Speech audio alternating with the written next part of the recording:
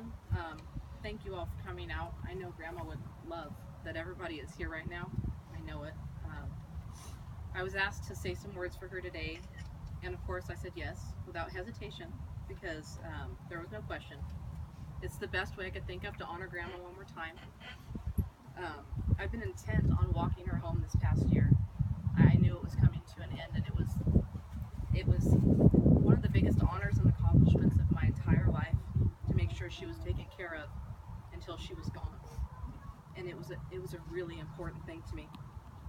And this felt like one more way I could take care of her today, to come out and talk to all of you one last time. But you know, after the dust settled and I said I would do it, I realized I actually had to write something. And I also realized it's really hard to sum up a person in a few minutes, especially someone as important as Grandma. So I started throwing around words that made me think of Grandma. Funny, that always came to mind. Kind, overprotective in the extreme, feisty, especially her last few years.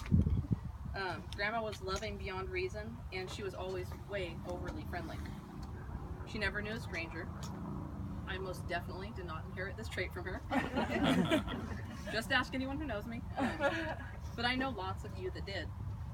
And the thing I kept coming back to, though, or the thing that makes me think of Grandma the most, was two words, and that's just unconditional love. I'll let you all in on a secret. I'm Grandma's favorite. I felt it from the time I was little. She'd cook me the best food.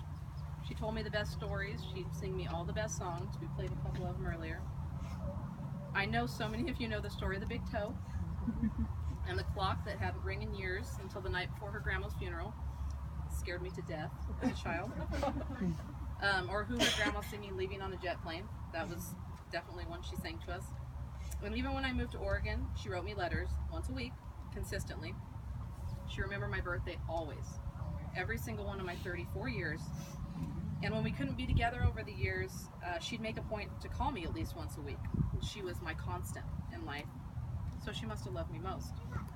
I have a feeling, though, that I'm not the only one who thought I was her favorite. Raise your hand if you got a birthday card from Grandma every year. Raise your hand if you ever got a handwritten letter. A home-cooked meal. Raise your hand if Grandma ever told you a funny story that had you rolling with laughter. Raise your hand if my grandma made you feel like you were loved. That was the thing about Grandma. If she knew you, she more than likely loved you. And if you were struggling in any way, she loved you even more. And if you were really, really unlovable, at your very worst, that's when she loved you the most.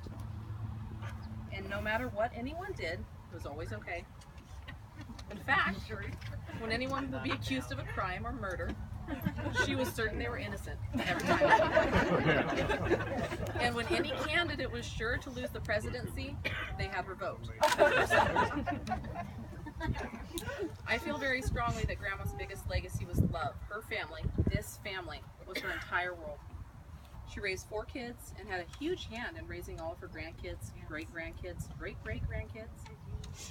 I remember hours of playing Play-Doh at her house, over the carpet, I might add, which feels like a huge no in my life, and washing Barbie hair in her sink, using the entire bottle of shampoo, which she never complained, picking as many plums, peaches, apricots as we could in her backyard till we were all sick.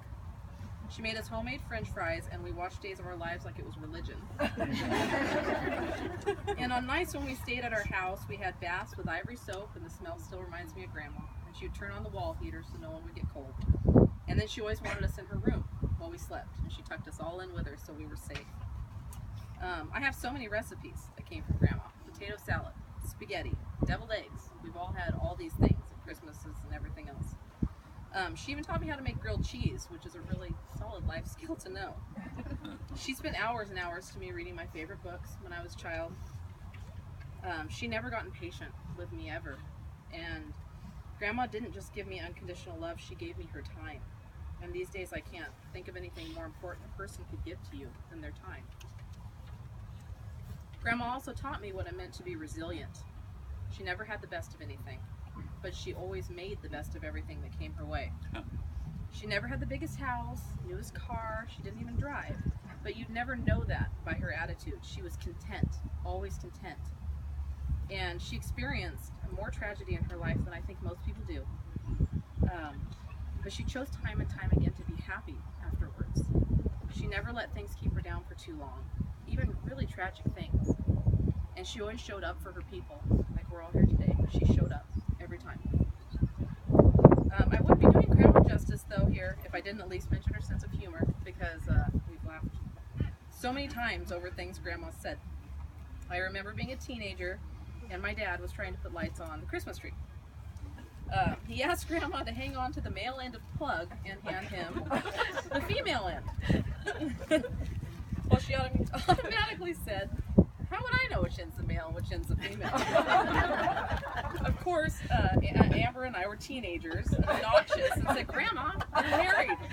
You had Grandpa. Surely you know what the male and female end is of the plug." And with a completely deadpan straight face, she said, "Why would I? My husband was an electrician." We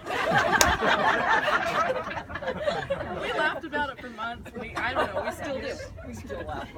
Grandma could also do deadpan humor better than anyone I know. A couple years ago, she was up staying with Mom and Dad, and I had went over there the night before because I was leaving for vacation. And it happened to be my 33rd birthday, the day I was leaving. So when I came out in the kitchen, Grandma was in her usual spot at the table, and she was waiting for me to bring her coffee, because that's what we did. And I was waiting for her to say happy birthday, because she's my grandma. And that was supposed to come out of her mouth, but that's not what happened. I set down her coffee, and instead of saying thank you, she said, "You know, you should be thanking me today." And I said, "Okay, why am I thanking you, Grandma?" She looked right at me and said, "Because I talked your mom into having you. You wouldn't be having a birthday without me." And she went right back to drinking her coffee like nothing had happened. Grandma made me laugh so much, and even when things got hard in life, and even towards the end of her life, we found humor together. We've made it through so many hard times with humor, and I know she's done that for all of you as well. She did something else amazing for us, though. She gave us all each other. She loved us so much, and she gave us this big, beautiful, even if somewhat dysfunctional, family. And even though I'm going to miss her ridiculous amounts for the rest of my time on earth, I'm nothing but thankful for the time I had with her and this family that we all have. Grandma taught me so much about the person I want to be. And I hope every one of you leaves here today knowing that you all were her very favorite. Thank you. Very good.